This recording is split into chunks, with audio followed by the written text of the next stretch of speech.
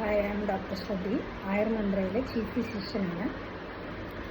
ദഹനം ശരിയായ രീതിയിൽ നടക്കാത്തത് കാലങ്ങളോളം അങ്ങനെ നീണ്ടു പോവുകയാണെങ്കിൽ വരുന്ന അസുഖങ്ങളിലൊന്നാണ് അർശസ്. അതുപോലെ തന്നെ അർശസ് കൂടാതെ ഫിഷർ, ഫിസ്റ്റുല, ഇതൊക്കെ മലാശയവുമായിട്ട് ബന്ധപ്പെട്ടിട്ട് മലശോധനയുമായിട്ട് ബന്ധപ്പെട്ടിട്ട് വരുന്ന അസുഖങ്ങളാണ്. മലശോധന ശരിയായ രീതിയിൽ എല്ലാ ദിവസവും നടക്കാത്തത് മൂലം പലതരത്തിലുള്ള ഇത്തരം അസുഖങ്ങൾ കാണപ്പെടാറുണ്ട്.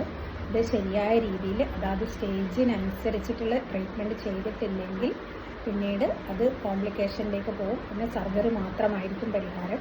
ആയുർവേദത്തിൽ നല്ല രീതിയിൽ മെഡിസിൻ വെച്ച് ആദ്യഘട്ടത്തിൽ കിട്ടുകയാണെങ്കിൽ പേഷ്യൻസിൽ ഈ 3 അസുഖത്തിനും നല്ല ഫലപ്രദമായ മരുന്നുകളുണ്ട്. ആഹാരശീലങ്ങൾ മാറ്റിയും ഈ ഫലപ്രദമായ മരുന്ന് എടുക്കുന്നത് മൂലം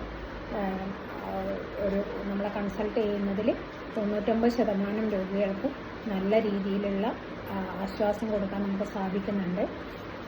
നമ്മുടെ മെഡിസിനിൽ തീരെ റെസ്പോണ്ട് ചെയ്യാത്ത പേഷ്യൻസിന് പാരാസർജിക്കൽ പ്രൊസീജിയർ നമ്മൾ ശുപാർശ ചെയ്യാറുണ്ട്. അതും പറ്റാത്ത രോഗികളിൽ സർജറി.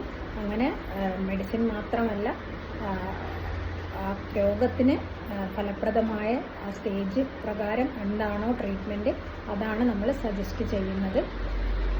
നമ്മൾ അർശസിന് ഓൺലൈനായിട്ട് കൺസൾട്ടേഷൻ ചെയ്തിട്ട് മെഡിസിൻസ് ഇന്ത്യയിൽ എവിടെയും അയച്ചു കൊടുക്കുന്നുണ്ട്. ഇതുമായിട്ട് ബന്ധപ്പെട്ടിട്ട് എന്ത് സംശയങ്ങളുണ്ടെങ്കിലും നമ്മളുമായിട്ട് കോൺടാക്റ്റ് ചെയ്യാവുന്നതാണ്. നമ്പർ ഇതിന് ചുവടെ കൊടുക്കുന്നു.